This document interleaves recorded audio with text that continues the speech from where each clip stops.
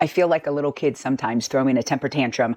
I don't want to be on a diet. And there's a lot of people talking about, oh, it's not a diet. It's, a lifestyle change. And that is true. It is a lifestyle change, but it's one that you have to, for me, it's always been a struggle.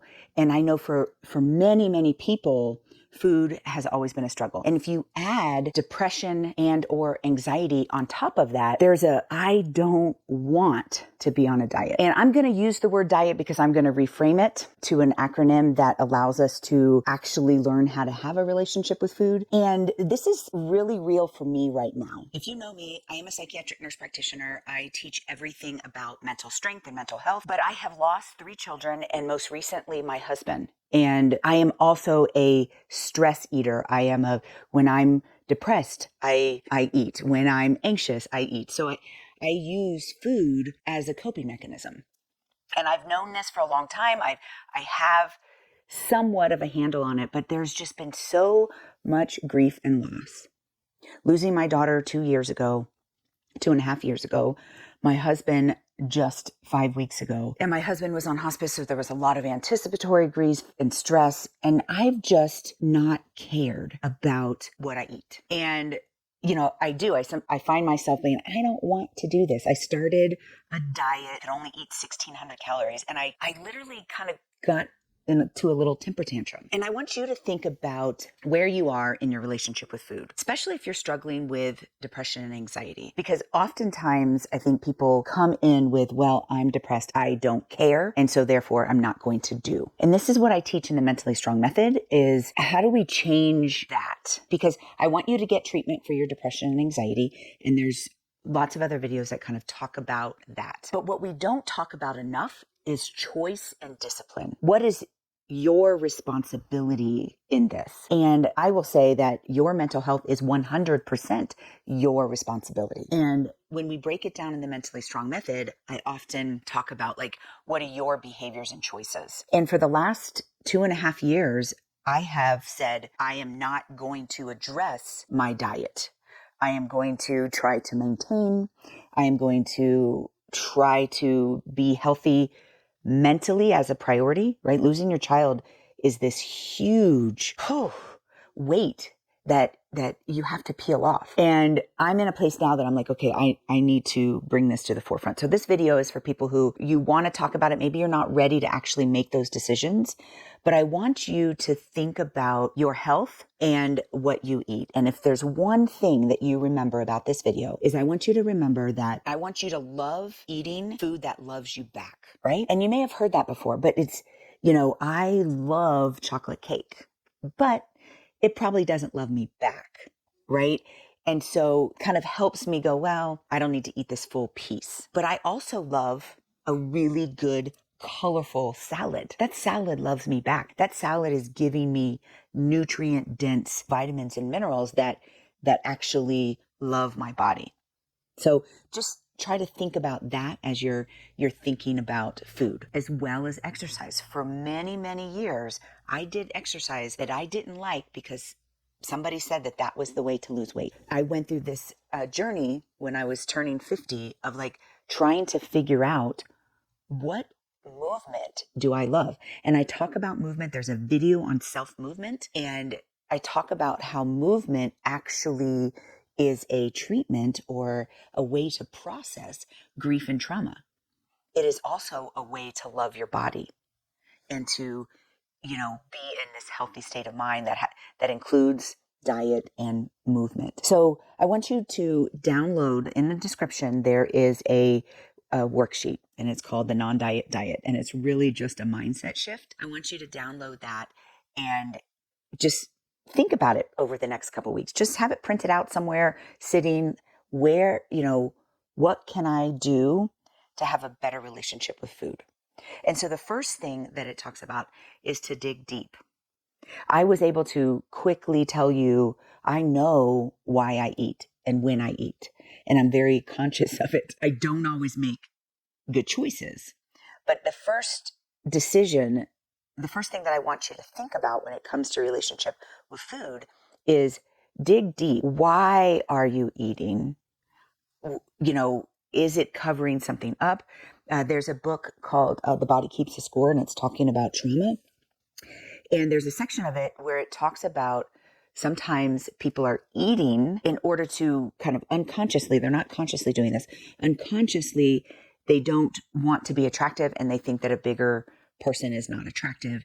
And it's feeding into kind of covering up maybe this shame or fear from previous trauma. So that's one example. That's not mine, but for some people that might be it. So when I say dig deep, the D in diet, you have to do this self-evaluation. Why is this a continuous struggle for you? What is going on underneath? And oftentimes, well, in the Mentally Strong Method, we use a thought map. And if you know the Mentally Strong Method or you don't know, like learn the Mentally Strong Method so you can use this thought map, because that helps you dig deep into the underlying cause or unconscious fueling of the behavior. You still have to make a choice. You still have to have discipline. But the D in diet stands for dig deep, use the thought map, get down, figure out what's underneath this, maybe chronic problem with eating. The I stands for being insightful and intuitive. I read another book called Intuitive Eating. I recommend it, but I can tell you that for me, it lacked restraint, right? So in intuitive eating, it talks about eating, what you want, when you want, and fueling your body. And basically, eventually it will even out. And I always gain weight when I do that. And even when I do it with 100% clean and healthy foods, right? Because I love food and I know that, right, going dig deep for me, I'm eating when I'm down. I'm also eating when I'm anxious, and I'm eating in social situations. I enjoy food. And so the whole concept of that book did not work well for me. Okay. But I think it helps in this concept of if you dig deep and you know why, if you can intuitively eat, remember enjoying loving food that loves you back and intuitively working through that. But intuition includes that insightfulness of the, we're digging deep with. The E stands for enjoy eating. Okay. I'm adamant about this.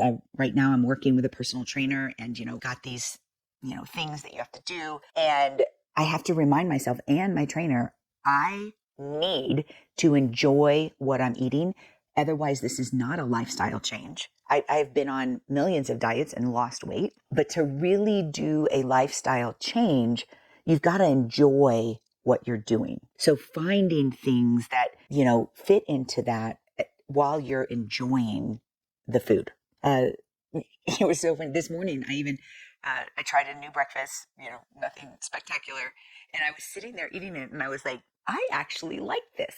So just remembering loving food that loves you back. Enjoy the eating. Therapeutic time is the T. This, for me, food and diet have been an issue probably since I was a young teen. I had an eating disorder in my 20s. I feel like I have, a very good understanding, but I still have this kind of dysfunctional mindset, or what we call disordered eating mentality, that creeps in. And so have that therapeutic time. So you've dug deep. You're trying to be insightful. You're trying to enjoy your eating, giving yourself that therapeutic time of why you're doing this. So I'm 51. I want to be a little less weight, but I'm really doing it so that I can do things. For example, I have a bunch of friends that went to the Grand Canyon to do the hike, down into the canyon and back up. And I couldn't go because I know that I'm not physically ready for something like that. And I don't want to have to say no to things because I'm not in shape. And so that's my why. That's my personal vision. My personal vision is to be able to do physically adventurous things so that I can enjoy life and travel. So what is your personal vision? If it's just to lose weight because your doctor said the world thinks you should be less weight, it's not going to stick. So understanding therapeutically, why do you want this? And I can tell you that there's a lot of negative self-talk in myself, and I think in a lot of people, especially women, like, I'm not good enough. Like, if I could just be this or do this or be this weight, I will be happy, I will be enough, and really working through those things. And that brings me back to the Mentally Strong Method. When you know why, you might have to do something about some of those things, right? So in the thought map, you dig deep, to the why. And then the mentally strong method, we have you put it into different categories and organize those things and make some choices. So for the last 2 years, I've chosen to make processing my grief a priority. And I didn't make my health my priority. Now I'm just doing a small shift. I still have to continue processing my grief. This is a lifetime pain, but I have enough energy now to, focus a little bit on my health. So as you're working through this, and you're going to print out this diet, non-diet, and just think about, what is behind it. Dig deep. Can I be insightful and intuitive?